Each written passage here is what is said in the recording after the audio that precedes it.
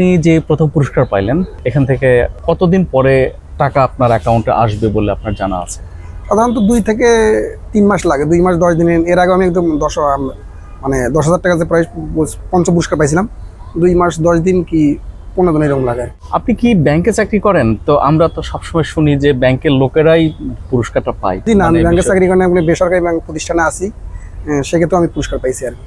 তো ব্যাংকে চাকরি না করলেও পুরস্কার পাওয়া যায়? জি, 100% সত্য হয় না যে ব্যাংকে না করলেও চাকরি পুরস্কার পাওয়া যায় আর কি। তাহলে দর্শক যারা আপনারা শুনছেন তারা এবার জেনে রাখেন, যিনি প্রথম পুরস্কার পেয়েছেন তিনিও বলছেন যে ব্যাংকে চাকরি না করলেও পুরস্কার পাওয়া যায়। আপনি কি ভাগ্যকে বিশ্বাস করেন? হ্যাঁ, ভাগ্যকে বিশ্বাস করি, ভাগ্য যদি থাকে কোনোদিন পাবো, এই ধরনের বিশ্বাস আছে আমার। তাহলে এইবার যে পুরস্কারটা পাইলেন এটা কি ভাগ্যের জোরে পেয়েছেন, না আপনি অনেক অনেক বেশি প্রাইজ বন্ড কিনেছিলেন সেজন্য পেয়েছেন? জি না, এটা বলা যায় না, কেউ একটা কিনেও পেতে পারে, আর কেউ হাজার হাজার কিনেও নাও পেতে পারে। তাহলে বেশি কেন কিনে? বেশি কেন কিনে মানে পুরস্কার যত বেশি কিনবে তত বেশি মানে চান্স থাকে আর কি, এটা তত বেশি চান্স থাকে।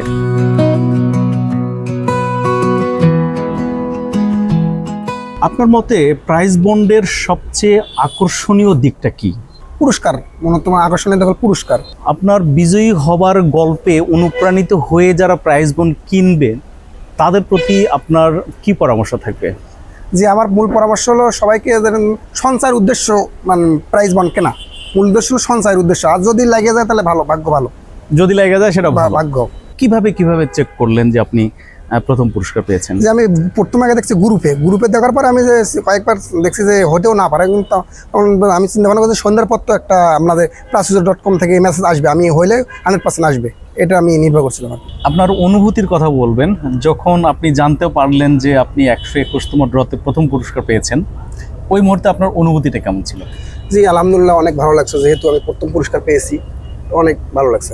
এই পুরস্কারের সাথে যে উৎস কর বা ট্যাক্স কাটার যে একটা বিষয় আছে সেটা কি আপনি মানে জানেন কিনা? যে জি আমি জানি যে 20% ট্যাক্স কাটে। 20% ট্যাক্স, এটা কি কম কাটা হচ্ছে না বেশি কাটা হচ্ছে, এই ব্যাপারে আপনার আমার মতে 20% একবারে খুব বেশি হয়ে যাচ্ছে, কারণ সর্বোচ্চ সেখানে 15% করলে আমার মনে হয় ভালো হয়। প্রাইজ বন্ডের ড্র বছরে কয়বার হয়?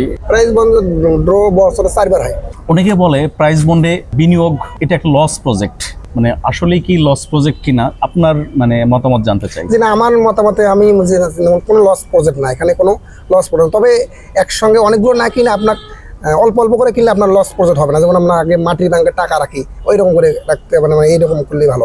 আপনার এই পুরস্কার পাওয়ার খবর আপনি আপনার বন্ধু বান্ধব, পরিবার, আত্মীয় স্বজন, কলিগ, অফিসের কলিগ অনেকেই তো জানে? জি অনেকেই জানে, আমার পরিচিত অনেকেই জানে। তো সেক্ষেত্রে মানে জানার পরে আপনাকে যে পার্টি দিতে হয়েছে সে পুরস্কারের চেয়ে কি বেশি টাকা পার্টি দিয়ে ফেলেছেন কিনা? না, পার্টি দেন আমি নর্মালি দিয়েছি, কোনো পার্টি ওই ধরনের বিশেষ কোনো আয়োজন করিনি। জোড়া প্রাইজ বন্ড সম্পর্কে আপনার মতামতটা কি?